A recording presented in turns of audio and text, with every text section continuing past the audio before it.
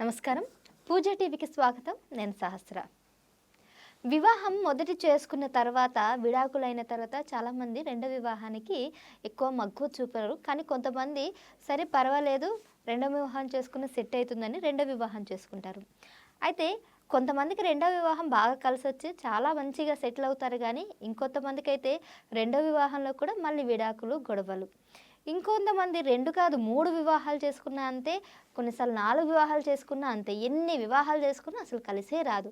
మరి వీళ్ళల్లో లోపం ఎక్కడ ఉంది? వీళ్ళ యొక్క మనస్తత్వం, వీళ్ళ యొక్క జాతక బలమా? మరి దీని గురించి మాట్లాడదాం. ప్రస్తుతం మనతో పాటు ఉన్నారు ప్రముఖ జ్యోతిష వాస్తు పండితులు డాక్టర్ నాయకంటి మల్లికార్జున శర్మ గారు. నమస్కారం గురుగారు. నమస్కారం. గురుగారు, చాలామందిని మీరు చూసే ఉంటారు. ఎన్ని సంబంధాలు చూసినా అంటే ఇంట్లో వాళ్ళు చూసిన సంబంధాలైనా కానీ, లేకపోతే వాళ్ళు సెట్ చేసుకున్న లవ్ మ్యారేజెస్ అయినా కానీ విడాకుల తర్వాత సెకండ్ మ్యారేజ్కి వెళ్తారు. సెకండ్ మ్యారేజ్లో కూడా మళ్ళీ విడాకులు తీసుకుంటారు. మూడో మ్యారేజ్ కూడా ఇంకా వద్దులే నాకు సెట్ కాదు అని మూడో మ్యారేజ్ చేసుకోరు. బట్ స్టిల్ లాస్ట్ మినిట్లో పెద్దల మాటిని మూడో వివాహం చేసుకుంటారు. ఆ మూడో వివాహంలో కూడా మళ్ళీ గొడవలు అవుతాయి. ఏకాగ్గా మిగిలిపోతారు. కొంతమంది అమ్మాయిలైనా కానీ, కొంతమంది అబ్బాయిలైనా కానీ. సో ఎందుకు? వీళ్ళ జాతక ప్రభావం లేక వీళ్ళ మనస్తత్వమా? ఎలా ఉండబోతున్నారు సార్? మెయిన్ ఇంపార్టెంట్ ఏంటంటే అండి, చాలామంది కూడా జాతకాన్ని ఫస్ట్ చూపించుకున్న తర్వాత, ఒక అమ్మాయి కానీ అబ్బాయి కానీ సంబంధాన్ని చేసుకున్న తర్వాత ఏం జరుగుతుందనంటే, జాతకాలు అనేది పర్ఫెక్ట్గా చూపించుకోరు, నామినల్గా చూపించుకుంటారు. నామినల్గా చూపించిన తర్వాత వివాహం అనేది చెడిపోతుంది. చెడిపోయిన తర్వాత wife and husband relation divorce కావటం ఒకటి, గొడవలు జరగటం ఒకటి, ఇలాంటి సంఘటనలు చాలా చూస్తుంటాం మనం. చూస్తున్నప్పుడు వాళ్ళు ఏం చెప్తారంటే, మా దగ్గరకు వచ్చే క్లయింట్స్, గురువుగారండి మేము చూపించామండి అని అంటారు. ఏ విధంగా చూపించారు? ఆ చార్ట్స్ ఏంది? లేకపోతే 2 మ్యాచింగ్ అయిందా కాలేదా? కాదు గురువుగారు, 18 గుణాలు వచ్చినాయంటే బ్రహ్మాండంగా ఉందట, మేము ముందుకు వెళ్ళిపోయామని అంటారు. 18 గుణాలు కాదు వాస్తవంగా. అన్ని చార్ట్స్ని పరిశీలన చేయాలి. రాశిచక్రము, భావచక్రము, నవాంశము, దశలు, అంతర్దశలని క్లియర్గా అనాలిసిస్ చేయాలి. మ్యాథమెటికల్ అనాలిసిస్ చేయాలి.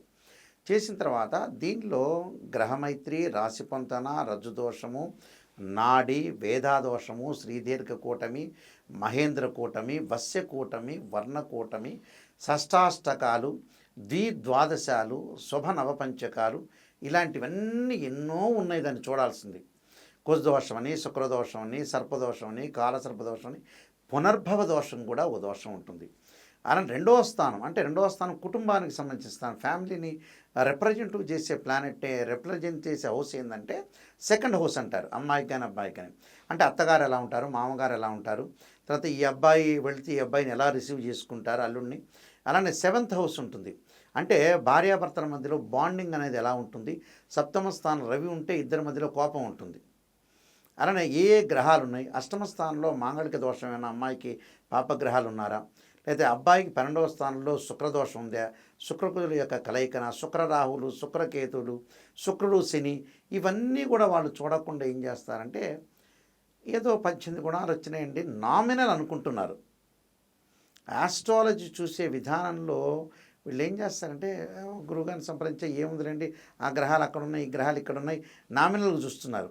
ఈ నామినల్ చూడంగానే వీళ్ళకి సబ్జెక్ట్ తెలియదు. ఆస్ట్రాలజీ అనేది పెద్ద సబ్జెక్ట్, ఇది లెంతీ సబ్జెక్టు.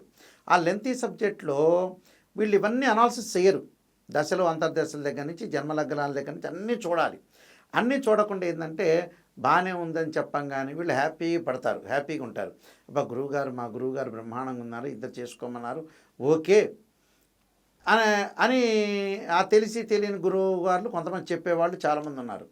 చెప్పిన తర్వాత వెంబడి వీళ్ళు చేసేసుకుంటారు. చేసుకున్న తర్వాత ఇక నెల నుంచో 2 నుంచో స్టార్ట్ అవుతుంటుంది. అంటే difference of opinions, wife and husband మధ్యలో కరెక్ట్ లేకపోవటం. ఏదో అమ్మాయి ఒక మాట అంటే అబ్బాయి ఒక మాట అంట, అబ్బాయి ఒక మాట అంటే అమ్మాయి ఒక మాట అంటాం. సర్దుబాటుతనం అనేది ఉండదు అక్కడ. ఆ సర్దుబాటుతనం లేకపోవటం వల్ల ఇక డివోర్స్ కావటం ఒకటి, వాళ్ళ దగ్గర నుంచి వీళ్ళ గొడవలు. కానీ ఫంక్షన్ హాల్లో మటు కళ్యాణం బ్రహ్మాండంగా చేస్తారు, అందులో డౌట్ ఏం లేదు. ముహూర్తానికి జీలకర్ర బెల్లం పెట్టించకపోయినా ఈ బఫే ఐటమ్స్ మటుకు బాగా పెడతారు. ఆ కెమెరామ్యాన్ని తర్వాత జీలకర్ర బెల్లం పెట్టే ముహూర్తానికి కూడా ఏం చేస్తారంటే, మంగళసూత్ర ధారణప్పుడు కూడా కరెక్ట్గా టైం మెయింటైన్ చేయకుండా ఫోటోలో వాళ్ళకు బాగా ప్రయారిటీ ఇచ్చి, ఎవరెవరు వస్తున్నారో చూసుకొని రిసీవ్ చేసుకొని, కన్యాదానం కూడా సరిగా మంత్రాలు వినకుండా మంచి పురోహితుని పెట్టకుండా ఇలాంటివి మటుకు మన వాళ్ళందరూ కూడా వాస్తవం చెప్పాలంటే ఒక బేవర్స్ పనులు అనుకోండి. ఇలాంటివన్నీ చూస్తున్నారు. అసలు ఏమిటి, మంచి బ్రాహ్మణుని జాతకం చూపించాలి. గుళ్ళో జరిగినా రోడ్డు మీద జరిగినా కూడా మంచిదే. వాళ్ళిద్దరు కలిసి ఉండాలి. ఎంత ఫంక్షన్ హాల్లో చేశారు, ఎంత గ్రాండ్గా చేశారనేది కాదు. ఆ గ్రాండ్గా చేసిన వాళ్ళు వస్తారు, చుట్టాలు వస్తారు, చుట్టాలు బాగా చేశారని వెళ్ళిపోతారు. గొడవ పడినప్పుడు ఎవడూ రాడు. గొడవ పడినప్పుడు ఏమంటారు తెలుసా, వీళ్ళకి బాగా కుదిరింది వీళ్ళకి, లేకపోతే మా అమ్మాయిని చేసుకోవాలి, ఆ అబ్బాయి చేసుకోవడంలో వాళ్ళకి బాగా తిక్క కుదిరింది అనేవాళ్ళు చాలామంది ఉంటారు. ఈర్ష్యాద్వేషంతో ఉండేవాళ్ళు చాలామంది ఉంటారు. తర్వాత ఎవడు రాడు ఇక్కడ. మళ్ళీ ఎంబటే ఆస్ట్రాలజీని మళ్ళీ సంప్రదిస్తారు. సంప్రదించిన తర్వాత గురువుగారు ఒక ఆయన చెప్పాడండి, బ్రహ్మాండంగా చెప్పాడండి. ఫస్ట్లో మాకు బాగుందని అంటారు, బాగుందంట బట్టి మేము చేసుకున్నామంటే అసలే ఆస్ట్రాలజర్ కొంతమంది ఉంటారు. అలాంటి వాళ్ళు ఏం చెప్తారంటే, కాదయ్యా మరి మీరు ఎవరిని సంప్రదించారో మాకు తెలియదు, మరి పర్ఫెక్ట్ వ్యక్తులను సంప్రదించాలి, మీరు పర్ఫెక్ట్ వ్యక్తుల్ని సంప్రదించకపోతే ఇబ్బంది అవుతుందని మళ్ళీ వాళ్ళు చెప్తారు. చెప్పిన తర్వాత అప్పటికి ఆయన ఏదో కన్సల్టింగ్ ఫీజు ఎక్కువ అడగటం, తక్కువ అడగటం, లేదా రెమెడీ చేయడం, లేదా శ్రీశైలం వెళ్ళండి, లేదా శ్రీకాళహస్తికి వెళ్ళండి, ఏదన్నా టెంపుల్కి వెళ్ళండి అంటే అబ్బా మళ్ళీ ఎందుకు ఖర్చు అవుతుందని మళ్ళీ ఏం చేస్తారంటే మళ్ళీ నామినల్ వాళ్ళని ఎవరైనా చిన్న ఆస్ట్రాలజర్స్ ఉంటారు కదా, మళ్ళీ వాళ్ళని సంప్రదిస్తారు. అక్కడికి కూడా జ్ఞానోదయం కాని వాళ్ళు చాలామంది ఉన్నారు నా దగ్గర, నెంబర్ ఆఫ్ ఉన్నారు ఇలాగా.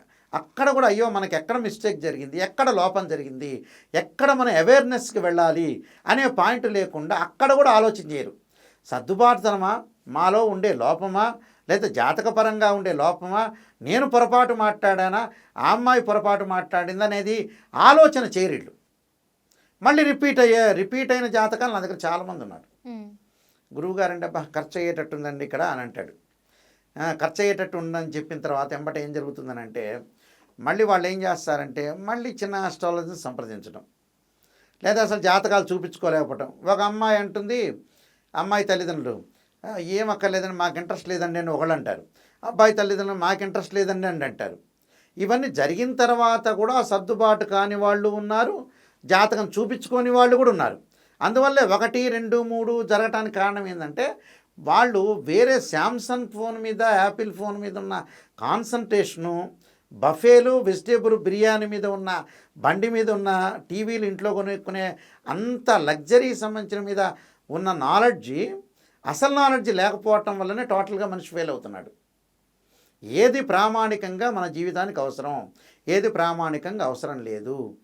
సెల్ ఫోను చిన్నది కొనుక్కోవచ్చు, పెద్దది కొనుక్కోవచ్చు, 10,000 కొనొచ్చు, 50,000 కొనొచ్చు, ₹1,00,000 కొనొచ్చు, 3 లక్షలు కొనొచ్చు.